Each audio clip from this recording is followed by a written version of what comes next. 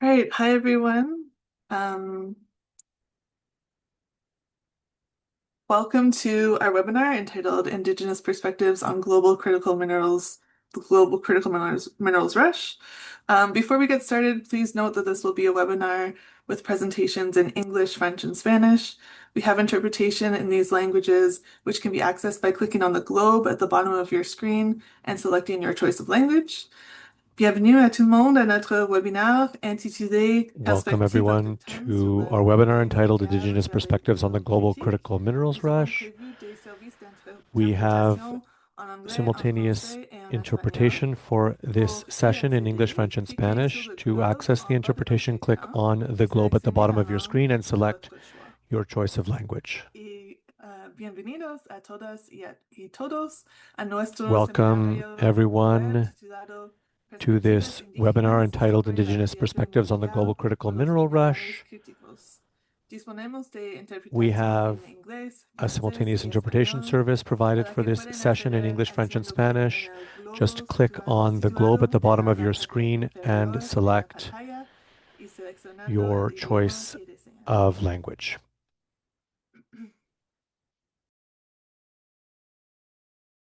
Today's webinar brings together Indigenous speakers from around the world to discuss global, regional, and local struggles for justice related to the global push for critical minerals extraction. This webinar is the first event in a series co-organized by Above Ground and Mining Watch Canada called Interrogating Critical Minerals. The growing global focus on prioritizing the exploitation and extraction of minerals deemed of critical importance to economic security, defense, and the energy transition comes with many questions about human rights, including Indigenous rights and labor rights, as well as environmental justice and corporate accountability. We will dig into some of these questions today with our panelists. Then in 2 weeks, on January 27th, we have our second webinar featuring both representatives from the Canadian federal government as well as civil society, who will discuss Canada's approach to critical minerals at home and abroad.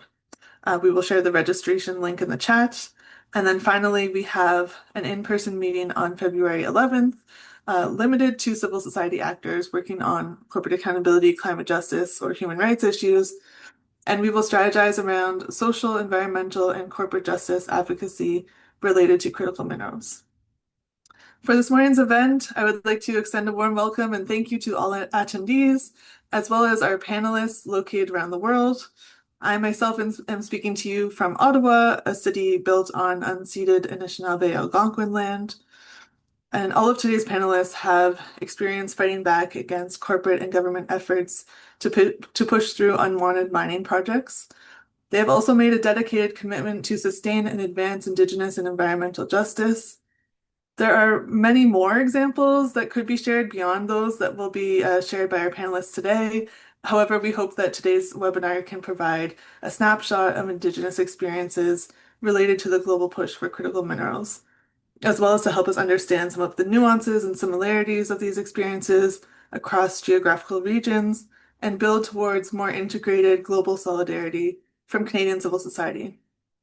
So we will answer any questions at the end of all the presentations. Please use the Q&A function to ask questions. And we'll begin with our first speaker, Bryan Bixcul. He is the global coordinator of securing Indigenous people's rights in the green economy, or the SIRGE coalition. Bryan has experience advocating for Indigenous rights in the Convention on Biological Diversity and the United Nations Framework Convention on Climate Change, as well as in corporate engagement and investor advocacy, where he advocates for policies that uphold the rights of Indigenous peoples as prescribed by the UN Declaration on the Rights of Indigenous Peoples. He also serves in the Indigenous Advisory Group to the Banks and Biodiversity Initiative, an organization that seeks to influence banks to improve their investment practices to protect Indigenous people's rights and biodiversity. So I will hand it over to you, Bryan. Maltiosh Shabe Georgina, Maltiosh Shabe Kachalal, Niña Hunutilawach, Maltiosh Shabe Shkulikukin. This is a greeting in my Indigenous language. My name is Bryan Bixcul. I'm Maya-Tz'utujil from Ishimulef, which is now known as the country of Guatemala. I am a son of my community and an Indigenous rights advocate. I support the Securing Indigenous Peoples' Rights in the Green Economy Coalition, or SIRGE Coalition for short, as global coordinator. The coalition is made up of 6 Indigenous-led and allied organizations, including Cultural Survival, Tallgrass Institute, Batani Foundation, International Workgroup for Indigenous Affairs, Earthworks, and Voices. At the SIRGE Coalition, we advance Indigenous peoples' rights to self-determination and free, prior, and informed consent. We are a platform for Indigenous peoples to build power and demand commitments from companies and governments to respect their rights. And we collaborate directly with Indigenous communities around the world that are affected by the extraction of minerals deemed critical for the energy transition. So there is so much to cover on such a short time, but I will try to cover as much as possible. And there will be some time also for questions at the end. But what's important to know is that we find ourselves in this pivotal moment of the so-called energy and digital transitions, which is ramping up around the world. At the heart of this twin transition lies a central problem. Digital, renewable energy, and electric mobility technologies are resource intensive and require massive quantities of minerals like lithium, copper, cobalt, and nickel needed to make this transition possible. This process is driving yet again a new wave of extractivism in Indigenous peoples' lands. But this time it is doing so under the banner of the energy transition and climate action. Research published in Nature Sustainability demonstrates that globally, approximately 54% of energy transition mining projects are located on or in close proximity to Indigenous peoples' lands. In Latin America, if we zoom in, that number is as high as 75%, which also similar numbers in Africa and Asia.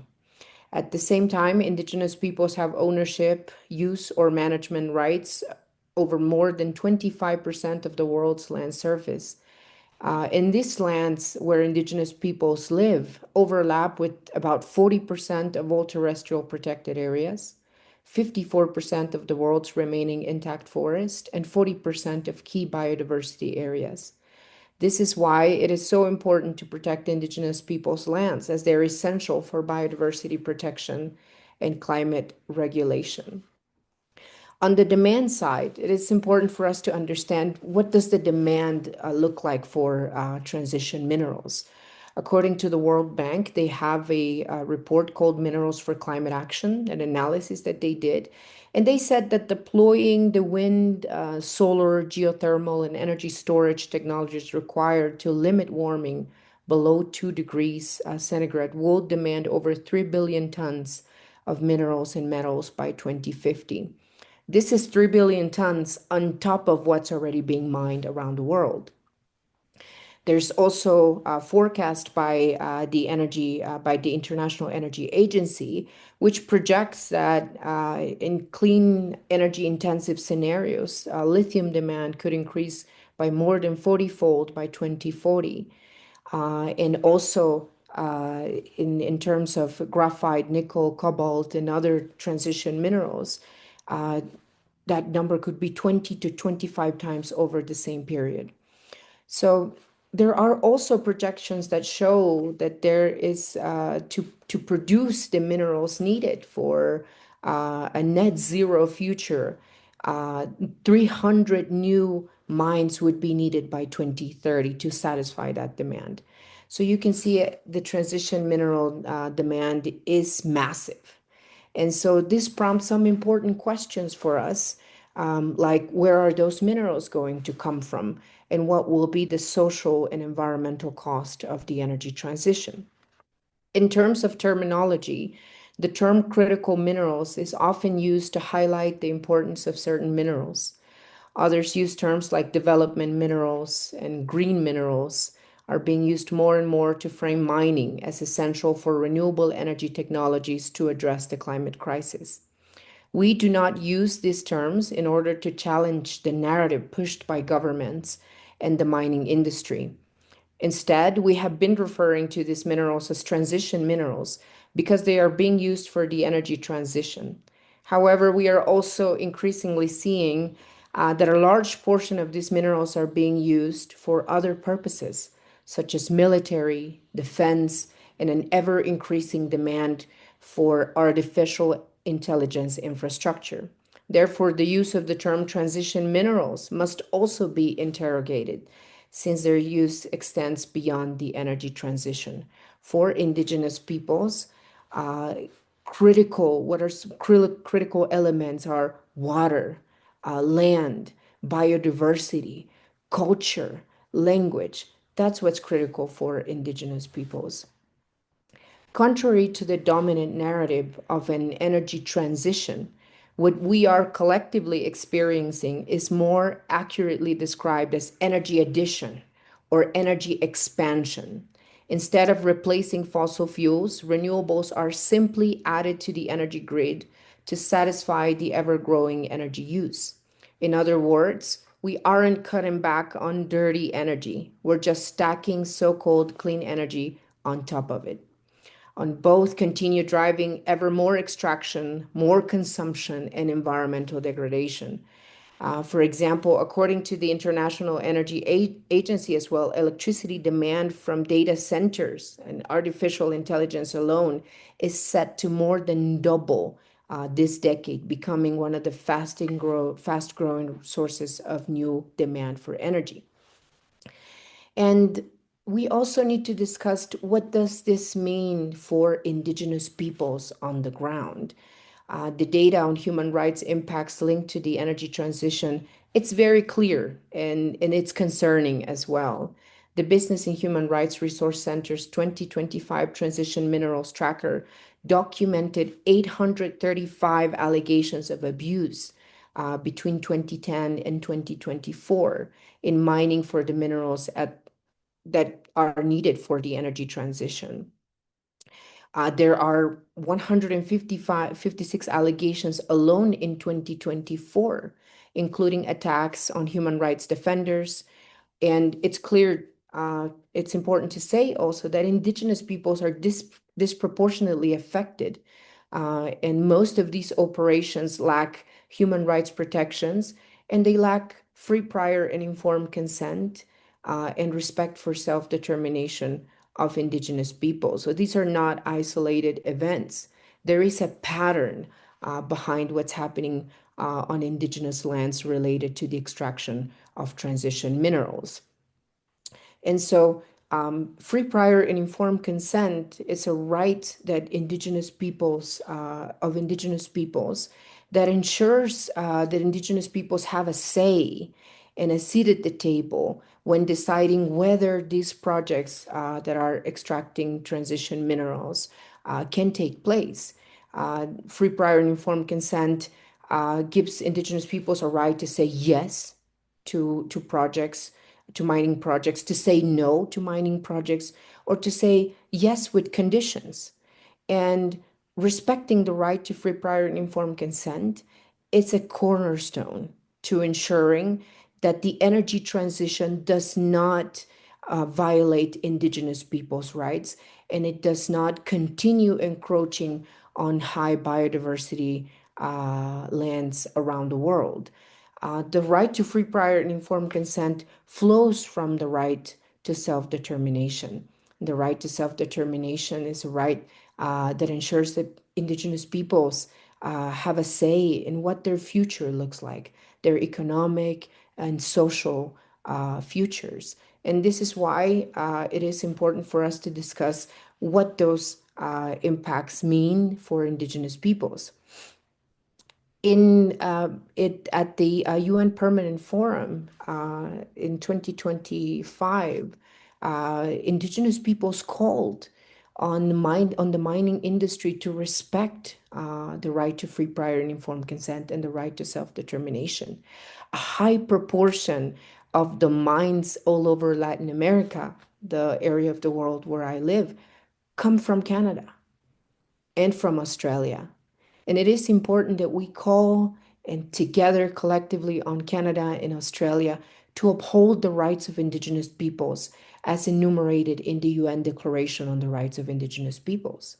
The UN Declaration on the Rights of Indigenous Peoples sets the minimum standards for the respect and promotion of the rights of Indigenous peoples around the world. And I would like to close my intervention by saying that Indigenous peoples are not passive observers of what is happening around the world. We are leading the fight for true climate justice from our own territories. We are standing our ground against expanding and consolidated corporate power. We are defending biodiversity, lakes, rivers, forests, oceans, and sacred sites. Even as we are facing criminalization and violence, we are mobilizing in the streets, speaking at international summits, building community alternatives, and carrying our voices into decision-making spaces that were never designed for us. And we are at the cusp of an important time where we need to answer a very important question. Is it extraction all we know how to do? Or can we also live in reciprocity with the land?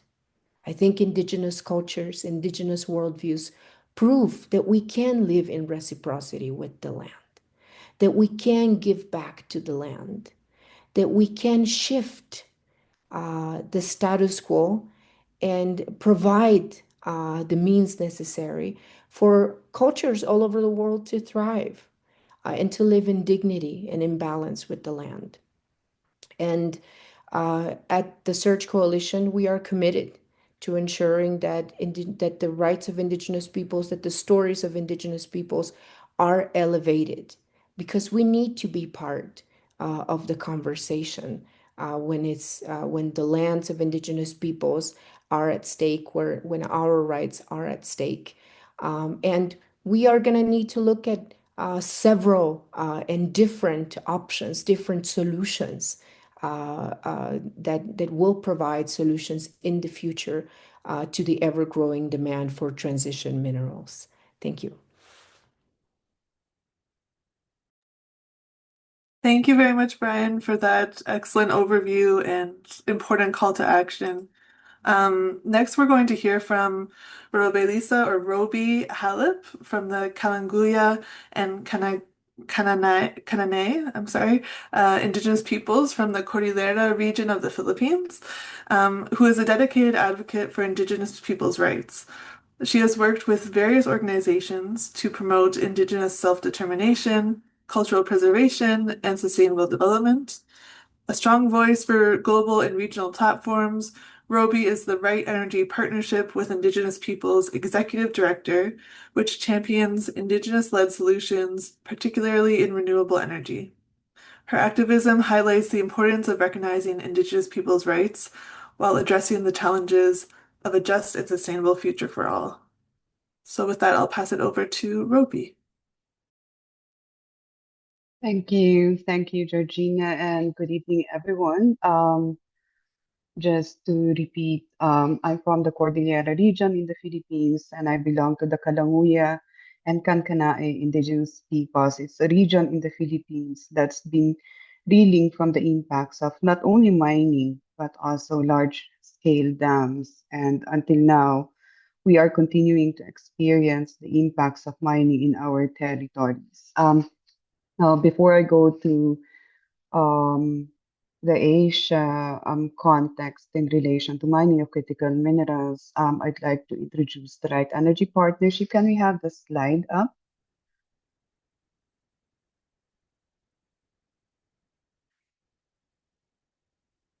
Thank you, Jamie. So the Right Energy Partnership with Indigenous peoples was established in 2018 in order to address the challenge and respond to the critical needs of Indigenous peoples around renewable energy.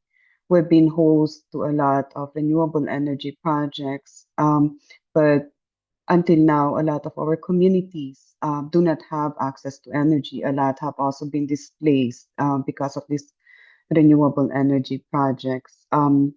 REP, or the Right Energy Partnership with Indigenous peoples, also aims to unlock the untapped potential of Indigenous-led action for sustainable development and climate action. REP in particular aims to ensure that the renewable energy projects are fully aligned with the respect and protection of human rights, and at the same time facilitates support for Indigenous peoples' access to a culturally appropriate and reliable renewable energy that is developed and managed in ways that are consistent with Indigenous people's self-determined needs and development aspirations. It's an Indigenous-led platform, and we are open to partnership with civil society, human rights institutions, and other stakeholders in line with our partnership principles. But our engagement in renewable energy is also bearing in mind that this technology um, is coming from the extraction of minerals in other indigenous peoples' territories.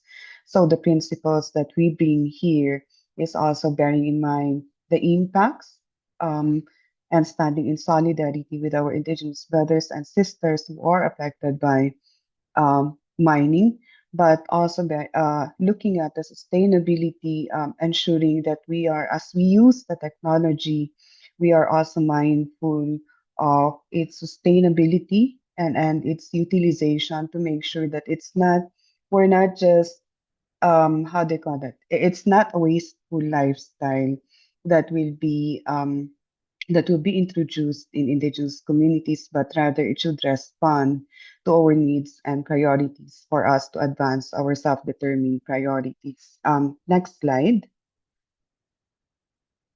So in Asia, the energy transition fuels a surge in mining for so-called energy transition minerals such as nickel, bauxite, tin, and rare earth elements. Countries like Indonesia, Myanmar, Vietnam, and the Philippines are some of the major sources of transition or critical minerals.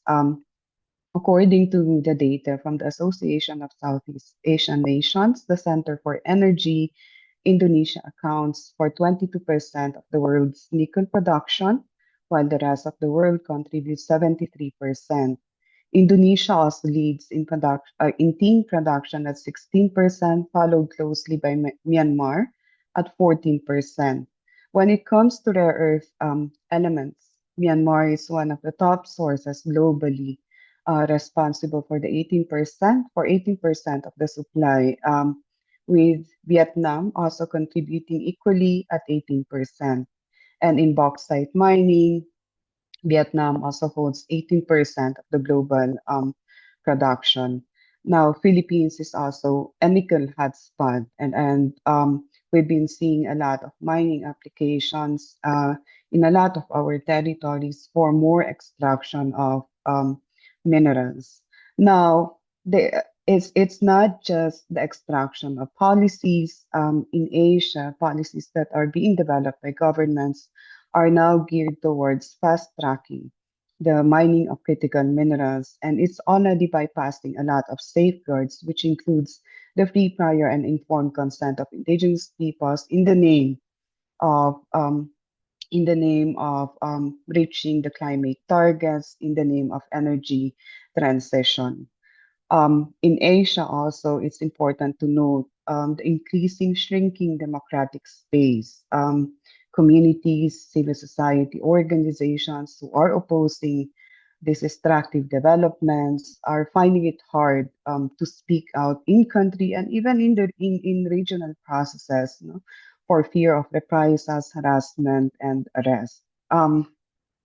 Now, the pictures that you see here at the lower left portion, that's the nickel mining in Brooks Point, Palawan, and the upper right portion, well, from my end, the right portion from my end, that's the rare earth mining area in the Kachin region in Myanmar.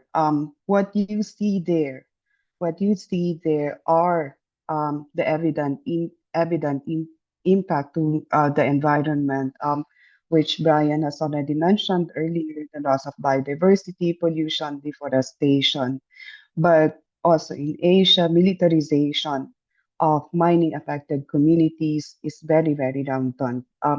the Kachin region in Myanmar. As you know, Myanmar is being ruled by a military junta.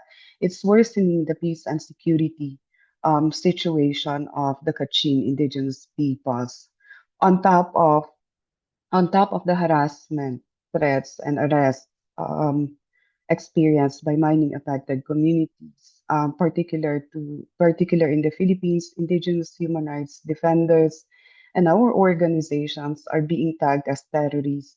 Some are facing cases right now with their accounts being frozen, as the government is claiming that activities that are being done by their organizations and by them are anti-government.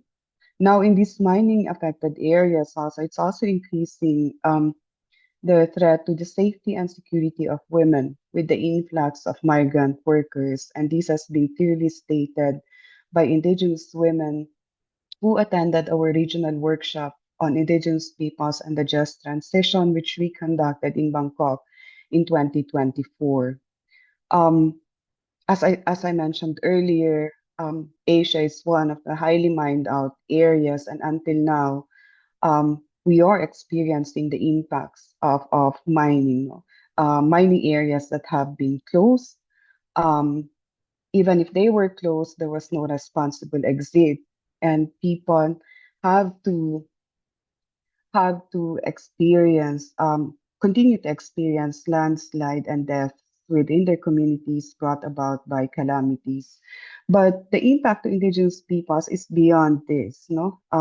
It's even deeper because the violations of the free, prior, and informed consent of indigenous peoples has been destroying the community's social cohesion.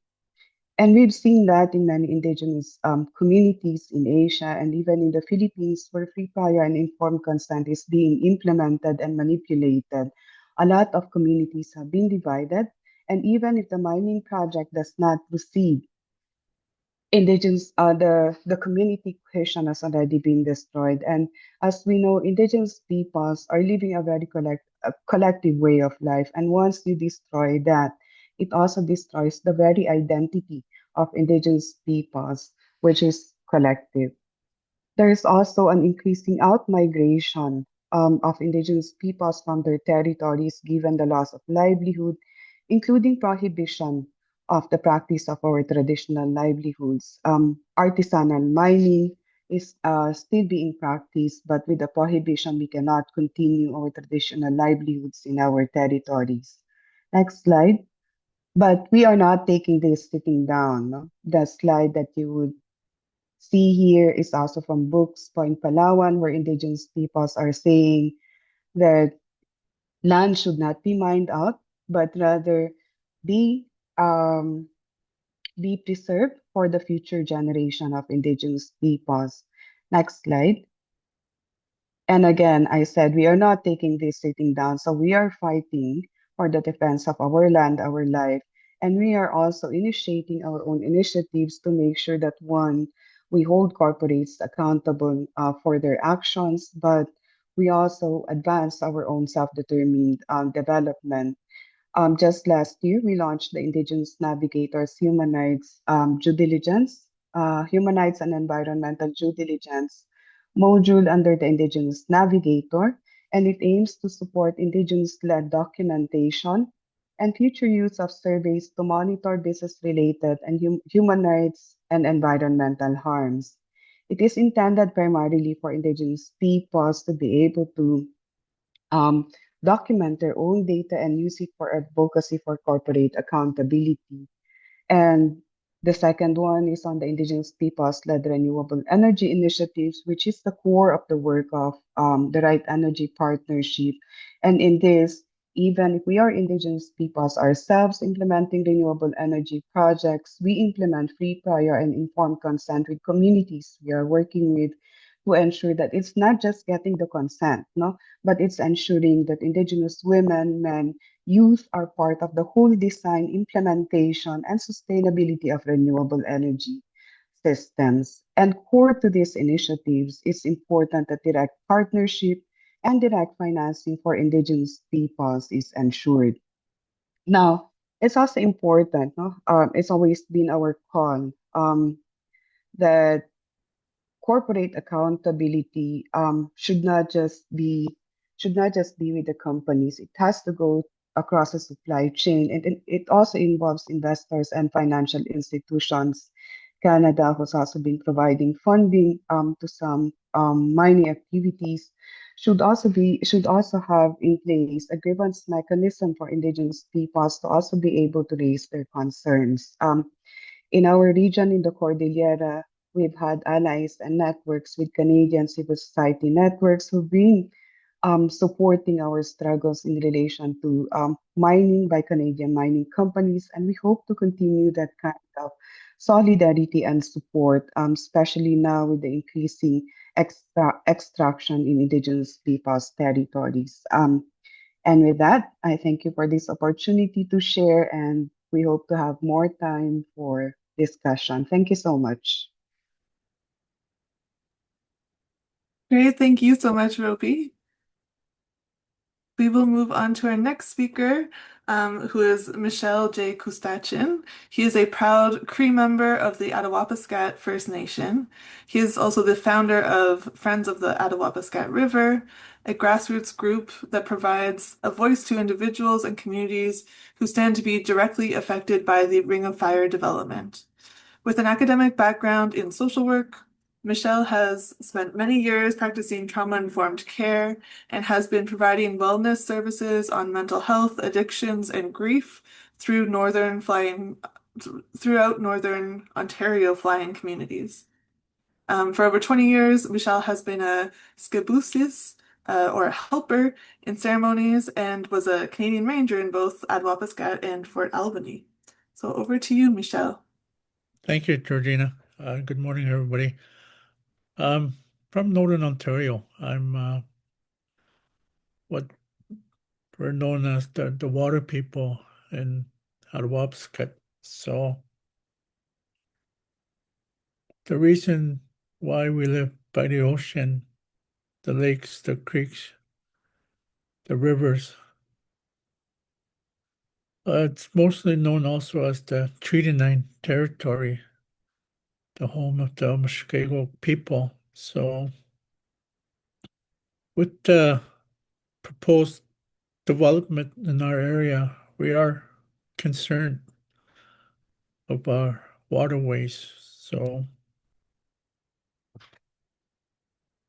what we're facing today is the proposed ring of fire in our area. It's like I said, it's in the Treaty 9 territory. And I'm the founder for Friends of Attawapiskat River. It's mainly grassroots people wanting to say and raised our concerns about the development and the extraction of minerals. So the government of Ontario, along with the government of Canada, there's a Bill 5 introduced at the Ontario Legislative Assembly. So what happened with this bill is they're going to fast track extracting minerals. So what both governments did was they were reacting to the Americans because of the tariffs that happened within that country, within Canada. So both governments introduced bills to fast track the critical minerals.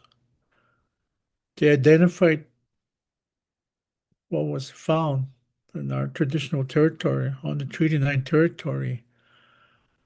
They found coronium. So in our area, there are over 40,000 claims, state claims,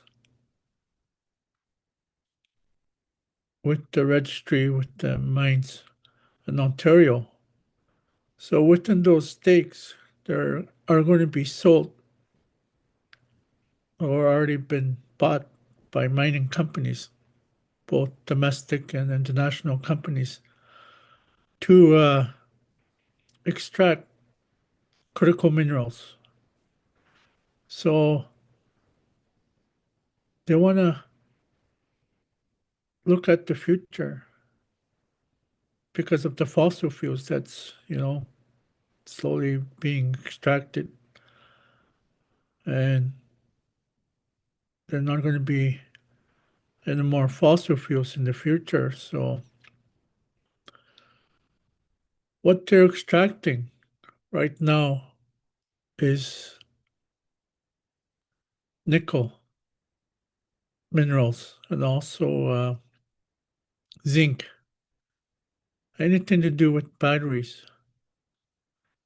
So at the same time, they're going to extract coal.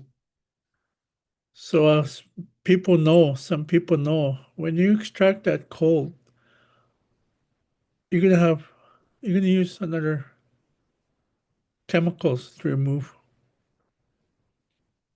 like for cyanide. It's poisonous.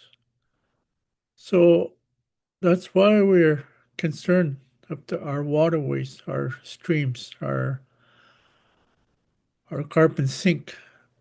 We have peatlands on the Hudson Bay, James Bay lowlands where they're proposing the Ring of Fire. We are concerned. The fish habitat, the aquatic life, we're concerned about the four-legged, the moose, caribou, and the migrating birds that come north. So there is no reports coming directly to grassroots people.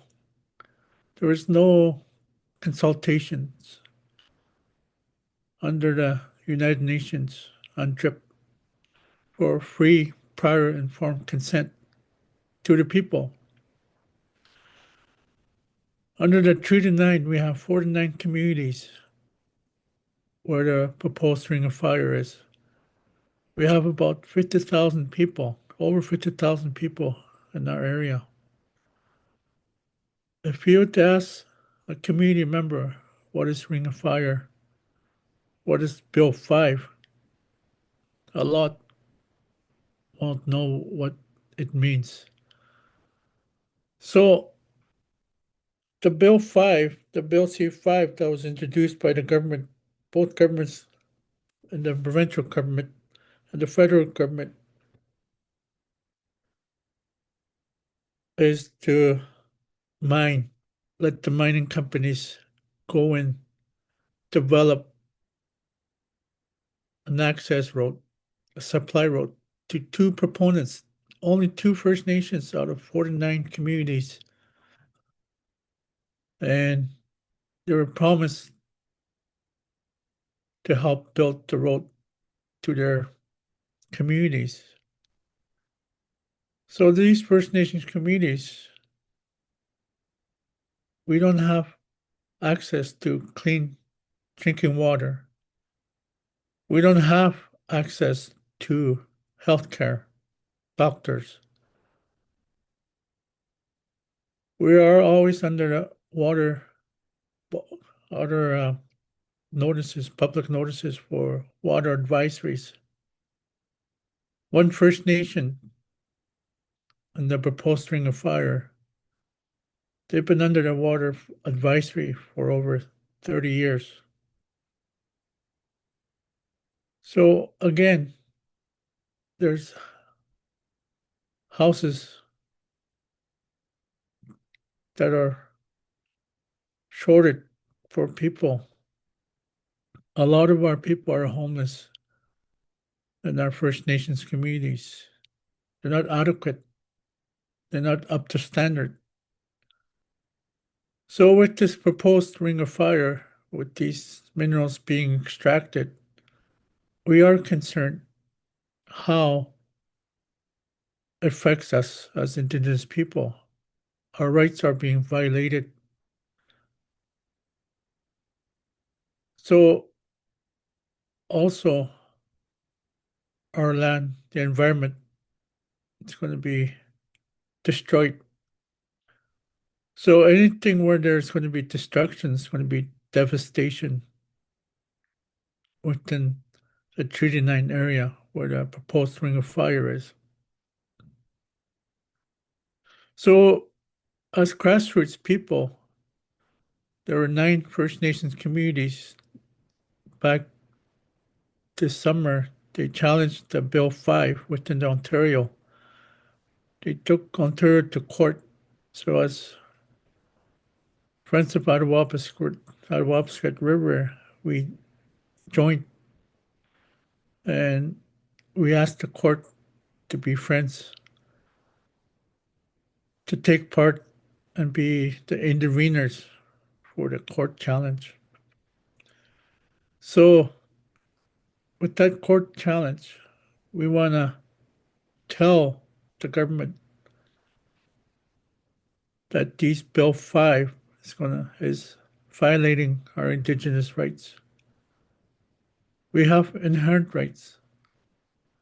We have sovereignty rights. We have treaty rights. And also we have Aboriginal rights along with the United Nations UNTRIP. We are concerned for our young yet to be born. We have to say something. So with the proposed ring of fire with the Ontario government with Bill 5, they call it a special economic zone to fast track and start building that mine in our traditional territories. Or they're going to have devastating impacts, negative impacts. So anything that's being developed, there's pros and cons. So our Indigenous rights are being violated with these 2 bills that was introduced. We have prophecies within our Cree heritage, our Cree. So the prophecies are slowly developing that our land, water are going to be contaminated, destroyed.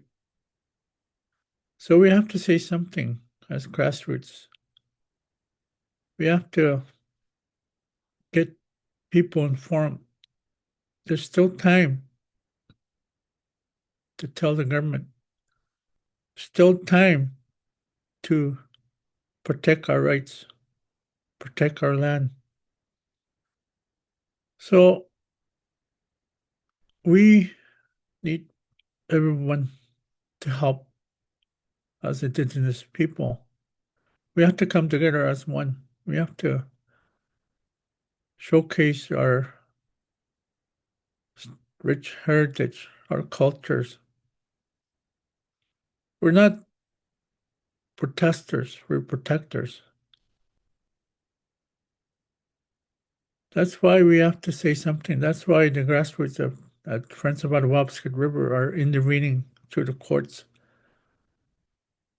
So I'd like to thank everyone for joining in, listening. What's being done in our traditional territory in Northern Ontario and the Treaty 9 area. So I'd like to take this opportunity to share my concerns. Dominguez, Georgina, everyone, thank you all. Thank you so much, Michel.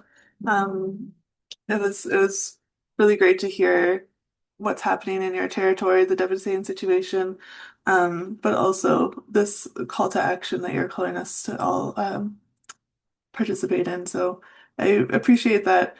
And our next speaker, we'll move on to our next speaker, Kounsa Bailo Barry. He is a lawyer and social entrepreneur passionate about agroforestry. He is the president of the Association Humanité et Développement Durable, the Humanity and Sustainable Development Association in English, which is based in Sangaredi in Guinea. He's a community representative for villages impacted by the Compagnie des Bauxites de Guinée, the Guinean Bauxite Company, or CBG. Together with his colleague Kounsa Bailo, he will discuss the impact of the energy transition on communities near the CBG bauxite mine, particularly those, um, particularly the impact on subsistence livelihoods and the environment, and he will propose some solutions. Okay, over to you, Kounsa. Merci beaucoup. Thank you Bonjour very much. à Hello tous selon to vos positions géographiques. everyone, Comme l'a dit depending on where you may find merci yourselves beaucoup. Je in the suis world. Barry Kounsa Bailo, My name guide is de Kounsa formation, praticien social et Bailo communautaire. Barry. I'm a community Président de leader, l'association president Humanité et Environnement of Durable, the basée dans la Humanity and sous-préfecture de Sustainable Sangaré, Environment dans la région de Bauxite. Association in Sangaredi Merci in beaucoup. Guinea. Je suis Thank ravi you very d'être much. I'm là very glad pour to ce be here partage d'expériences. today to share J'ai our choisi vraiment mes experiences, prédécesseurs qui ont intervenu and I dans une thank voie où les problèmes those who se recoupent presented et en ce qui before me and concerne explained the l'extractivisme. varied Bon, problems là, around extractivism in different parlant parts of de the world. la transition énergétique et Speaking des of minéraux energy critiques, transition and donc critical minerals, tout le contexte, notre and to pays, give you la a bit of the Guinée, étant les 2 context tiers in des our réserves country, bauxitiques we have in mondiales. Guinea Et 2/3 of donc, the reserves of dans ce bauxite pays, in the encore, world, la région de Beauté and the récolte region la plus grande quantité de where minerais I find bauxite myself as the dans largest notre pays. reserves Donc, in the depuis country. l'année 2010, il y a eu Since une flambée de 2010, minières qui there sont has been a venues. true D'abord, mining l'extraction de rush la mine de and the CBG arrival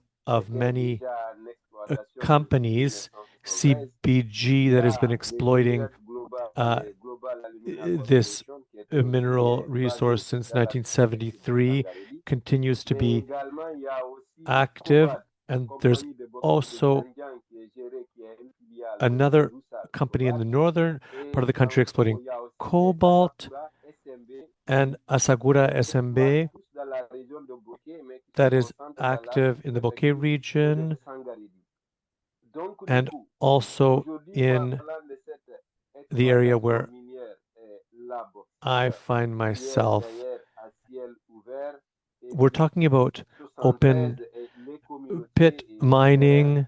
de ces mines-là sont These confrontées mines à des défis liés à l'environnement. come with Donc, many challenges for the aujourd'hui encore, environment, many threats for the une environment, demande qui est en train d'augmenter, la demande de l'alumine and the qui est en train worldwide demand for d'augmenter à aluminum travers la transition énergétique. continues Donc, to il y a eu beaucoup increase. There d'exploitation, has been a lot of exploitation l'exploitation then, minière n'a uh, fait qu'augmenter dans la région. mining Maintenant, development avec in cette exploitation our region. With minière, this mining puisque, exploitation comment taking dirais-je, place, derrière les entreprises minières qui related directly sont, to the comment activity dirais-je, of basées many of these large multinational fondamentalement face au capitalisme, corporations. qui est This, of course, is all based in d'exploiter les ressources a pour y capitalist bloquer, model of à, economic comment dirais-je, development à l'encontre des autres and goes communautés et des populations autochtones qui vivent against autour. the Et donc, desires and worldviews aujourd'hui, of local communities, indigenous chez nous, communities, les conséquences en est and que, the par exemple, consequences. Well, there are many. For certains cours d'eau example, sont pollués ou d'autres même waters, sont watercourses, complètement waterways noirs ou are disparus, donc on ne les sait polluted. pas. Et We've il y a des seen marées de illness poussière and aujourd'hui death as a qui result envahissent of des this. communautés parce que d'où commence le mal d'abord, c'est l'expropriation de terres We see agricoles expropriation des taking place communautés. in Et communities. que Agricultural avant lands are 2015, expropriated. Before 2015, l'expropriation des terres se uh, passait sans compensation, sans qu'il expropriation n'y ait took place without d'indemnisation any compensation whatsoever paid to individuals or communities.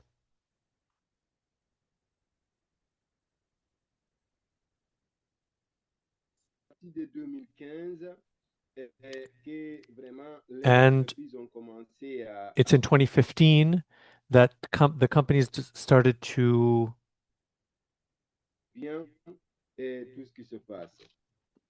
Et donc aujourd'hui, And so quand on today, voit aujourd'hui ces pertes, the interpreter apologizes. Kounsa, There seems to be a connectivity issue. si tu veux, est-ce que tu peux fermer votre aujourd'hui vidéo? perturbe la vie économique, sociale et environnementale This is having des communautés. an effect on the economic, social, environmental conditions in communities. We're talking about a subsistence livelihood in small villages dependent on agriculture and fisheries, but now the watercourses and the lands, the soils are contaminated. A number of aquatic species are threatened and disappearing, and this combined with other complex impacts of mining activity leads to companies blocking access to certain areas, certain water courses. There are a number of rivers and streams affected by this open pit form of mining where you decapitate arable or agricultural land, the use of dynamiting that has serious impacts as well. And then there's also the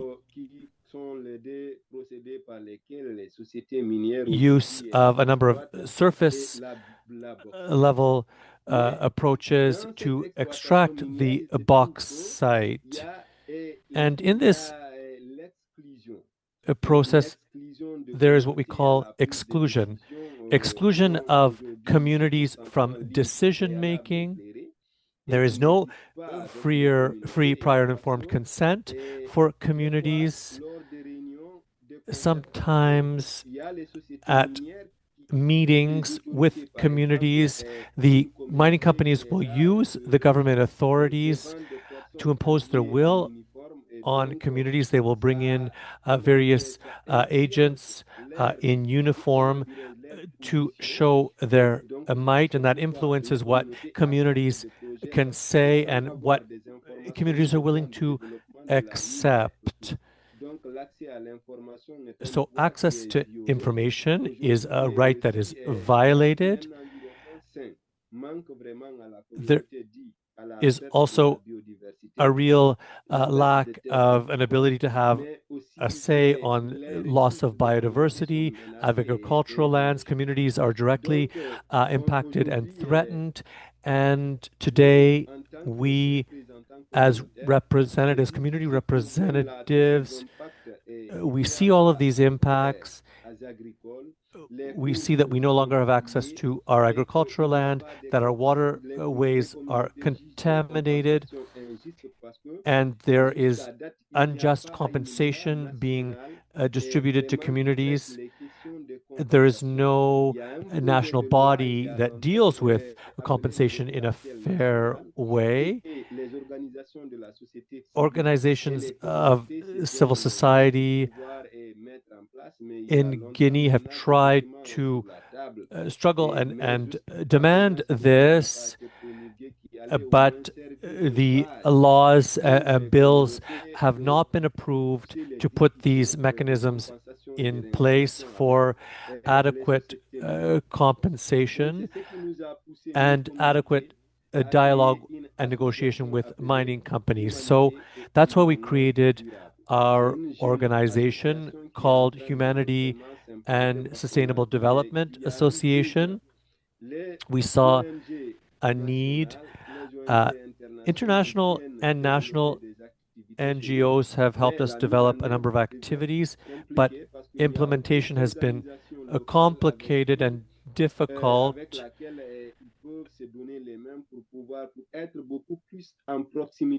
We need to be as close as possible to communities.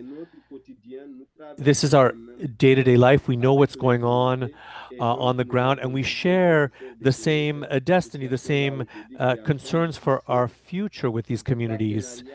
And so we've been creating close partnerships with civil society, local civil society organizations, and international NGOs. We're defending the rights of communities through advocacy work.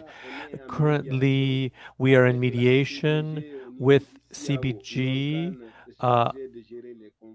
through the mediating body of the government, and it is very slow going. There's a lack of political will to advance in this process. There are agreements that have been signed, and often it's at the level of implementation that things don't actually happen as they should. So we're doing a lot of awareness raising. We're going door to door in the villages to inform community members about their rights, the fact that we have a right to accept or refuse this kind of a mining project. And we are receiving support, but certainly not support from our government and political authorities. The economy of the country today depends on mining, heavily depends on mining. We're talking about 49% of the stake in CBG that is a government stake, and this helps to pay, of course, for education, healthcare, other services. But we're seeing a negative impact on agriculture, on the lives of communities. We're seeing this subsistence livelihood in communities disappear, become impossible. And we're seeing a number of species disappear as well. But we continue to be mobilized, to be active. We have a number of calls to action at all levels to be able to continue this struggle. So what are the solutions today? We have to move from a capitalist extractivist model to a more rational and earth-friendly extractive model. We need to support community-driven initiatives. The communities have a lot of alternatives around reforestation, protection of resources, protecting the land and water. We're also putting a lot of energy behind these community initiatives, creating international networks between communities and between indigenous peoples in different parts of the world and within the country, so that we can have more of an impact on this energy transition that is really going to completely change and alter the lives in our communities, and also on workers. The workers who work in these mines are not well paid. They're not unionized. They don't have any proper representation. And that's why we call on everyone. Thank you for being here today, for listening, for encouraging us, to help us put in place a number of initiatives. The earth, which is our living mother, we are amputating her members. The earth will die, and all living creatures will as well. So we need to protect her. Thank you very much for your support for our work and for our communities. Thank you. Merci beaucoup, Kounsa. Thank you Thank so you, much. Kounsa. Oops. Yes, thank you so much.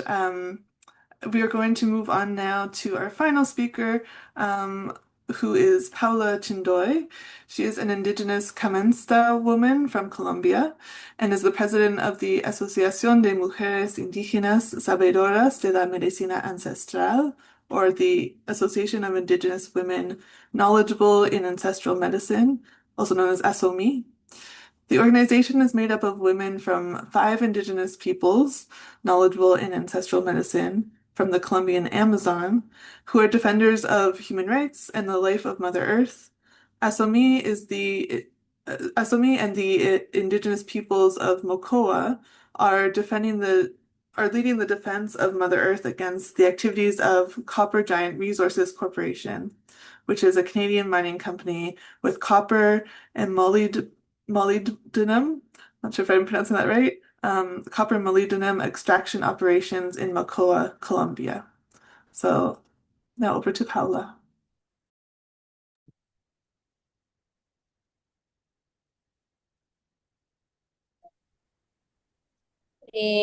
Bueno, muy buena bastina, tsan, kachkabongbe, tsai, kabongbe, tsatsana, mamá, mi bendicionak, respecto no perdía. Los saludo en mi lengua materna. I'm greeting you in my indigenous language. My name is Paula Margarita Chindoy. I'm an indigenous woman from the Putumayo department of Colombia, a Kounsa woman. This is in the southern Amazonian region of Colombia. It's a pleasure to be here with you today and to present the experience that we've had in our organization, this long path we've walked to defend the territory, the land, faced with this large mining project seeking to extract copper and other minerals from our region. I think that this kind of a space are vital, critical for us to be able to raise awareness and educate people about what's going on and have a different view of biodiversity, which is vital to the Amazon region, and to have a real look and to interrogate the conflicts that are being created by this kind of extractivist model that we see and the narrative around the energy transition. So I want to show you a first map here. If you take a look at your screen. Can we put it up on the screen? Yes, thank you. So, first of all, I want to tell you a little bit about who we are. I'm the president of an association of indigenous women, the ASOMI.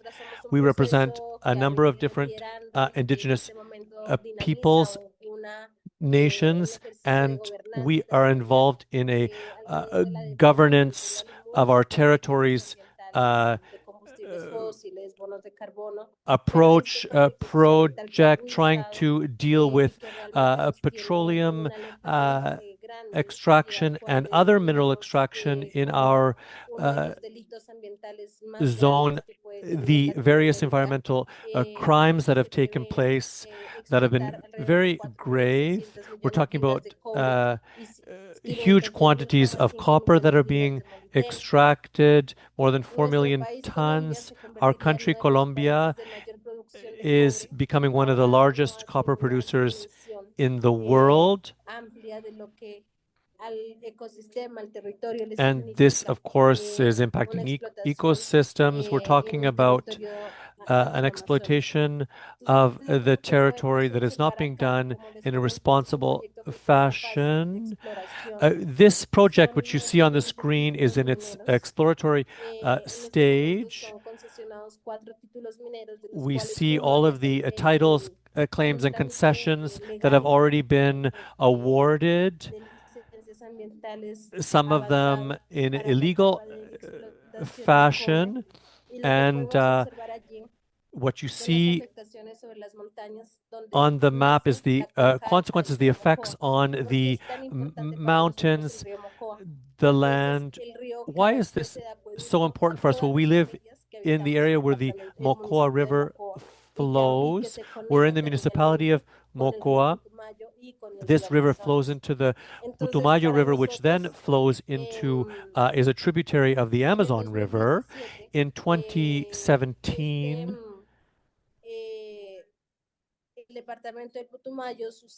the Department of Putumayo saw heavy rains, and there was an avalanche, a landslide, which you see, a massive landslide, which you see on the screen here, circled in light blue. And this is directly related to the mining exploration, the drilling that has taken place, the exploratory drilling.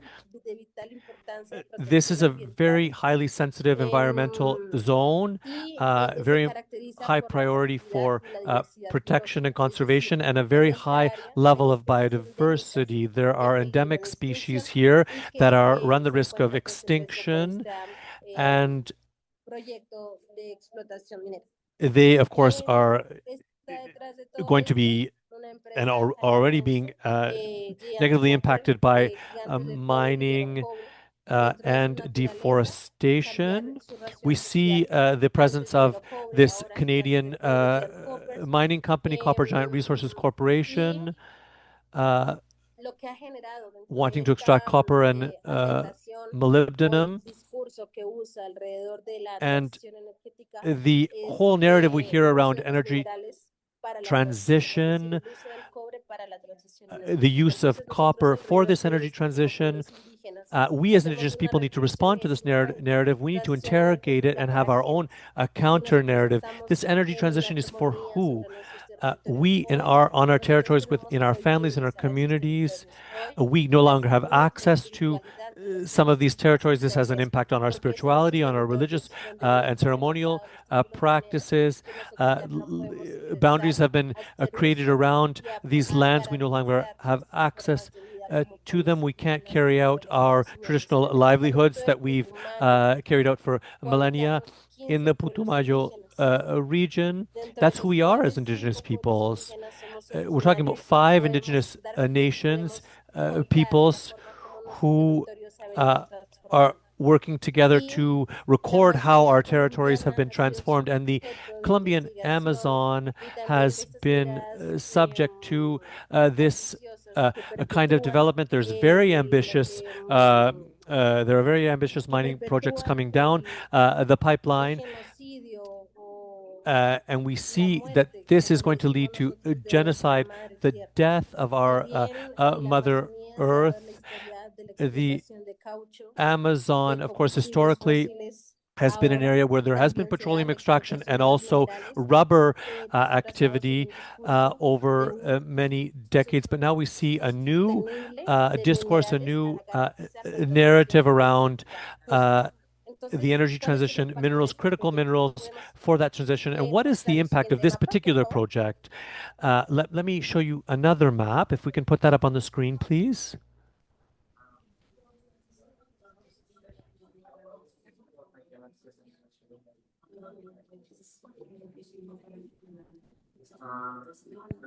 Lo que vemos aquí What you see here are the 4 mining titles, the concessions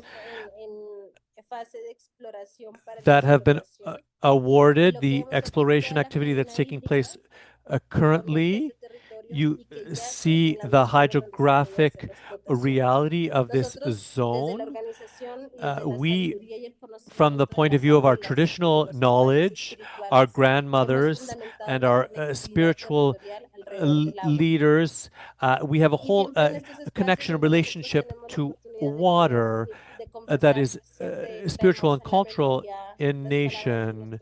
We think about the memories of our grandparents who passed on their traditional knowledge to us. And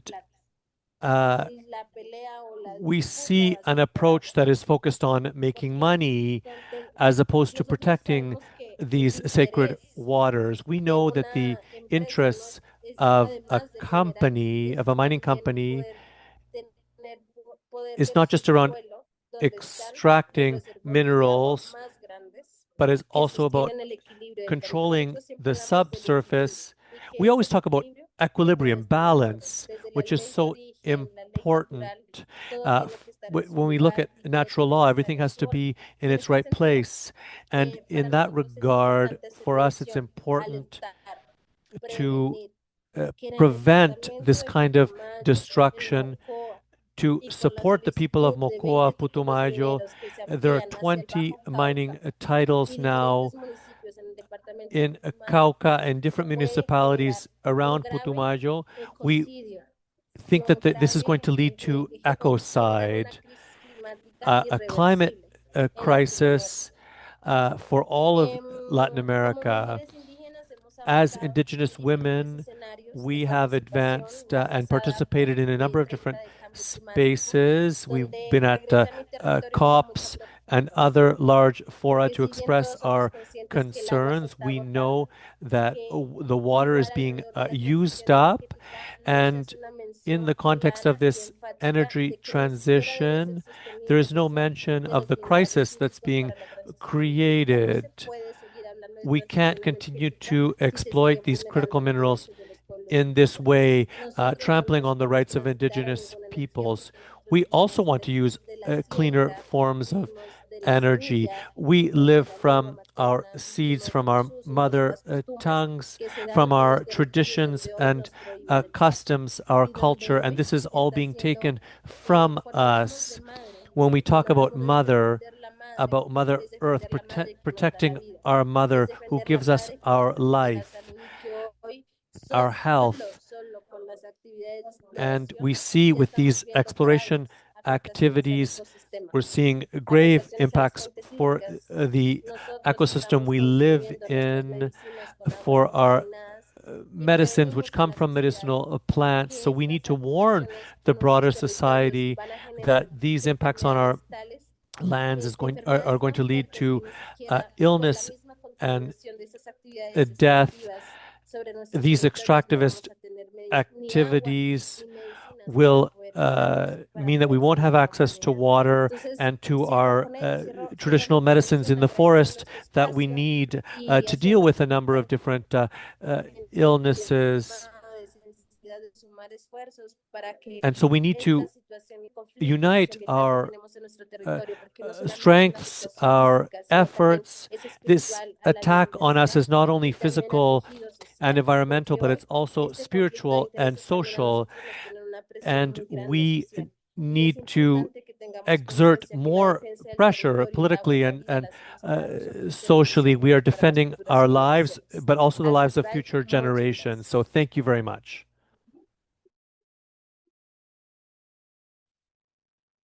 Muchas gracias, Paula. Thank you so much. Thanks to all of our presenters for really thought-provoking presentations. I know it was a short time period to explain a really important issue and all the work that you're doing, but we really appreciate hearing from you. I'll now invite everyone who has questions to put their questions into the question and answer section in Zoom. We have a couple of questions there already, but we have about just over 15 minutes. So if you have additional questions, please go ahead and type those in. We have a first question that I believe is directed at Michel. This person says the Carney government's budget included funding for water quality improvement in Indigenous communities, I believe. How do you interpret that contradiction of water funding alongside Bill 5 and such actions harming water supply? Yeah, the Carney government did his budget, and still, if you look at our First Nations communities, our water resource, our water intake, our water reservoirs is not up to standard.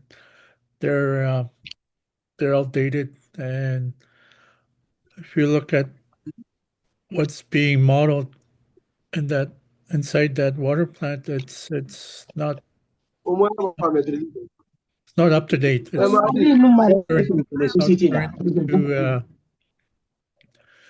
to deliver. So we have 2 water stations for filtered water, and we can't drink our tap water still in Attawapiskat. So there's an issue right now in one of our First Nations in our Treaty 9 territory in Northern Ontario, where they discovered there was E. coli in that system. So the whole community is being evacuated in that First Nations community of 2,300 people. So it'd be nice to see what are the quick, not band-aid solutions.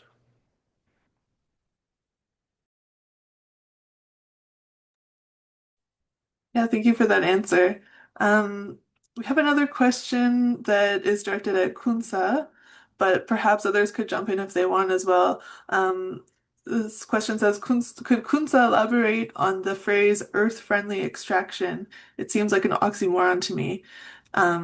We can go ahead with Kounsa, but if others want to speak about, is there some extraction that's okay, or what is the difference between good or bad extraction if such a thing exists? If other people have thoughts on that, they can jump in too, but we'll start with Kounsa.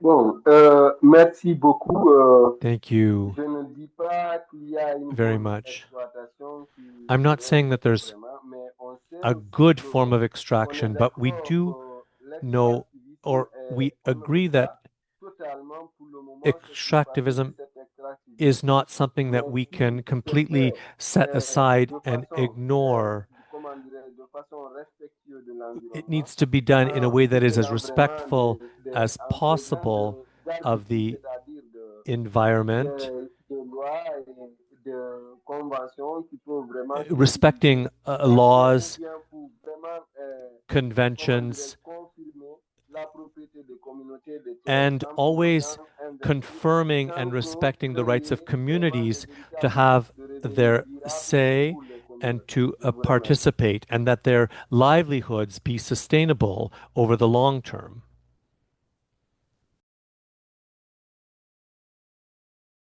Great, thank you, Kounsa. Georgina? Yeah, can I add? Go ahead, yes. Yeah. On that earth-friendly extraction. Because as I mentioned earlier, well, the gold panning, the traditional livelihood that we have in the Cordillera is not actually extraction, but it's a spanning gold that's flowing from the river. So that's one, I think, example. But there's another one I'm currently under research in one country here in Asia where there's a specific plant that's absorbing nickel from underground. And it could be a possibility where if that plant is present there, it could be the one absorbing nickel and you don't need to mine out that area. But these are some of the instances, examples, no? But from our end, extraction has always been very destructive for our environment and for our people. It's important that when we look at the energy transition, the circular how do you call it? The circular economy has to already be embedded at the onset. How much more minerals do we need? How many can be recycled? And also the change of lifestyle, because in the West, you don't need to be upgrading to higher technology, but making sure that you also may fully utilize existing technology that you have before going to new technology, because there are a lot of news where households in the West are purchasing new solar panels, even if their old solar panels are still working because they wanted that new technology. I mean, these are the factors that we need to look at and making sure that we don't just continuously extract. No, we have to really make sure that sustainability, circularity is embedded, and environment justice is observed. Um, there's a question here on China, if I can just quickly.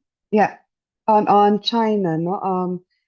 A lot of the minerals extracted in many Asian countries are being taken out as raw minerals. There's no, except for Indonesia, who has their own processing plants. A lot of them are really going to China to be processed. So from other Asian countries, we're not able to know the quality and the quantity of the minerals that are coming out of our countries. And indeed, China has um, has really expanded its role in relation to not only not only processing minerals, but really having bilateral agreements with governments to take critical minerals that are being mined out not only in Asia but also in African countries. So China is really playing a big role in relation to the mining of critical minerals, but it should not be used as an excuse also by Western countries to say that they should mine in their own countries to ensure that you're able to reach the demand for minerals. Because a lot of Western companies, Altai Mining, that's a Canadian mining company, is also operating in Asia and in our country. So that's not a justification to really continue extraction even within the territory. Thanks, Robie. I think that's an important point. Bryan, did you want to jump in? Yes. So I want to address some of the, I think, very important questions here from the audience, and definitely on fully support the intervention from Robie on the impacts, right, and the discussion around China, because it has come at a grave high cost for the environment, not just in China, but also in many places of the world. Just recently in Zambia, there was a mining spill, which spilled millions and millions of cubic meters of mining waste into the Kafue River. And this river in Zambia, around 60% of the population depend on the water coming from this river. And so it's important for us to also talk, because I know that a lot of us, simply because this is more available information at this moment, talking about the impacts of extraction at the time of extraction, right? The impacts on biodiversity, the impacts on human rights, indigenous people's rights, and so on. But we also have to talk about what happens when the mining ends 20, 30 years down the line. There is lots of mining waste that is left on the lands of indigenous peoples, on what the professionals call mining tailings, which is basically the mining waste. These are just gigantic pools of mining waste, because to be able to extract the minerals from the rock, they have to leach the rock, use very toxic chemicals to leach it, and then extract the minerals. So what happens after that is done? There is a mining waste that is left in these pools, and some of these will remain toxic for thousands of years. And indigenous peoples won't only have to suffer the consequences of extraction, but also have to steward and suffer the impacts of mining waste on their lands and territories. And to be frank and to be very clear, what we are witnessing also is an externalization of costs, because mining is very costly to the environment, to people, and some of those costs are not accounted for. So who's going to end up paying those costs? Indigenous peoples will, future generations will, biodiversity will, our ecosystems will suffer. And just quickly to close, we are watching how rapidly the geopolitical tensions are growing. And that's why we are hearing how in the US, in Canada, there's deregulation.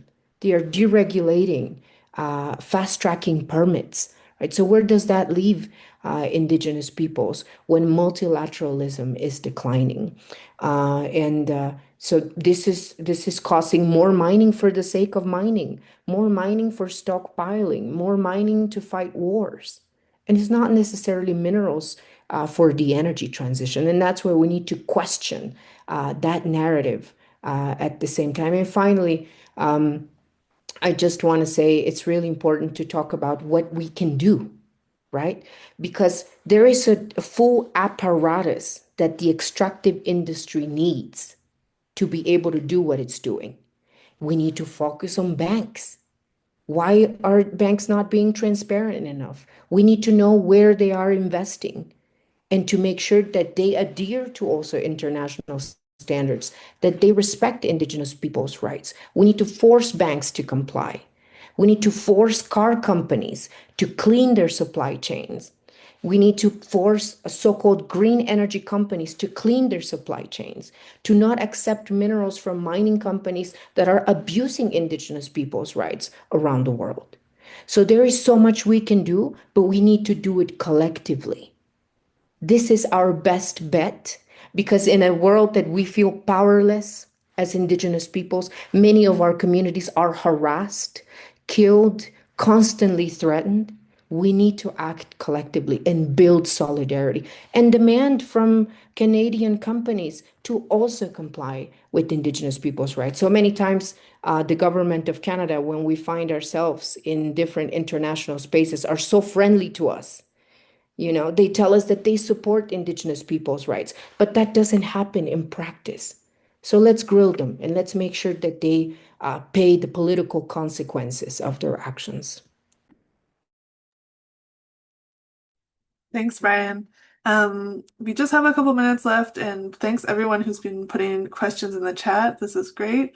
Since we only have a couple minutes left, I want to summarize a couple of the questions into, I think, one thing that a lot of people are asking, and Bryan, you just touched on this, are what we can do. So one person, an anonymous attendee, is saying, given the sheer power of states and the mining industry, what actors are you expecting to get involved and what concrete actions can be done? And others are also wondering what we can do with respect to the Ring of Fire, and other of the examples that have been given today. Is there Other than what you've mentioned already, which you've all mentioned something, is there any specific advice or calls to action that you want to re-emphasize to any of the speakers?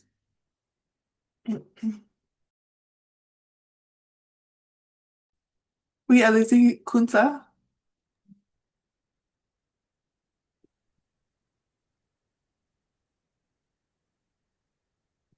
Kounsa, c'est à vous.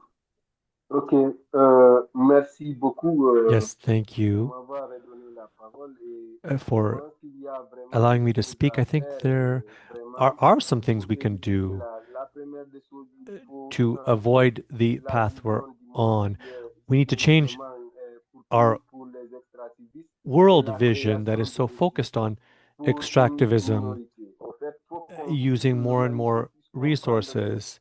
la Terre est Humanity un needs to environnement, understand est un that the patrimoine commun. earth, Ça appartient à tout le monde. our Il planet, is faut a non common seulement, comme heritage d'autres that avaient belongs mentionné, il to all of faut us. Others aller de have talked façon, about this. We comment need dirais-je, to identifier les vrais besoins. Parce qu'aujourd'hui, au lieu identify de the prier le real consumérisme, needs instead of c'est-à-dire on just est en train de feeding créer the des fanning the consommateurs, flames of faire de telle sorte que consumerism. les gens puissent accepter la nouvelle technologie, d'autres étant, Just certaines personnes étant encouraging people pense to continue pour to créer accept l'équilibre. more and On more puisse new vraiment vivre technologies. We en need to harmonie, find a true non balance, seulement en equilibrium bonne with our humeur entre elles, et en plus encore planet. vivre en harmonie avec And la we need to be terre, able to live in tout en harmony sachant with qu'on peut faire the autrement. En earth. fait, We can do things in premièrement, another il faut way. exploiter les ressources pour We le need bien, to vraiment, parce exploit que ici, l'objectif, resources c'est de créer de richesses, with en fait, et non pour créer de clarity et non pour créer le and bonheur pour les humains.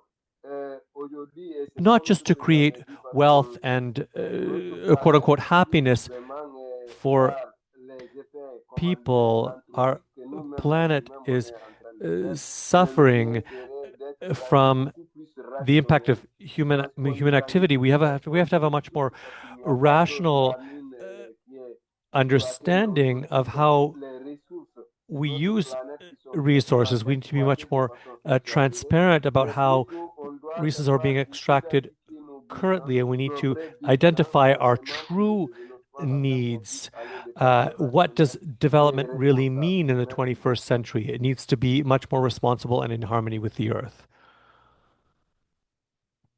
Thank you, Kounsa. We'll go very quickly to Paula, and then I think we'll have to wrap up. Go ahead, Paula. Bueno, muchas gracias. Yes, thank you. Un poco la de la problemática que les comentaba, this issue that I de las acciones que se mentioned desarrollar y tener en cuenta and la can come responsabilidad back to social y now ambiental de las the empresas. Justo la empresa corporate que social environmental terminó el proyecto de responsibility. explotación de The cobre company we en see microregión canadiense. extracting copper La here, which is a dinámica que Canadian adoptan company, estas empresas de buen vecino, the dynamic that we see with these companies, de asumir un rol también we need to take social, on comunitario, participativo, a social role. They need to take on a social role and allow for more participation. They need to contribute to creating spaces for real consultation and dialogue, because otherwise there are threats, there are tensions and conflicts associated with the involvement of these companies on our lands. It's also important to render visible not only the incredible biodiversity of the Amazonian region that needs to be protected and defended, of our indigenous territories, and that there is not true political will from the state as well to encourage participation, to hear the voices of indigenous people. Young people, women, we have a very important role to play. We need to render more visible and to amplify voices of women and young people. And as indigenous people, we are going to continue to steward our lands. That is the mandate we have, the responsibility we have, but we need to be supported, and we need to force the hands of companies so that they participate in decision-making spaces in a transparent way that allows for a true consultation. We need to continue to, as I say, amplify voices, make visible the realities on the ground. We need to be hummingbirds, as we say here, birds that fly around and render visible what's going on here. We are faced with a huge environmental risk, a threat, and that we need to have clarity on this in our thought, a critical view and perspective. We need an energy transition that is just. Currently, it is not being done in a just way for our territories, for our communities, for women, for youth, and for future generations of Indigenous peoples and all peoples. Thank you. Thank you very much, Paula. I think we could keep talking for quite a while, but unfortunately we'll have to end there to respect the time of our interpreters. But I really want to thank everyone for coming to this event. Thank you so much to all of our panelists for sharing your years of hard work and dedication to this issue. And to let everyone know, we did record the webinar. We will be sharing it via email to those who registered, maybe later this week or next week. And we will also send the links that to the websites of people and the resources that they had shared with us. So thanks again so much, and we'll see you at our second webinar in 2 weeks. Take care.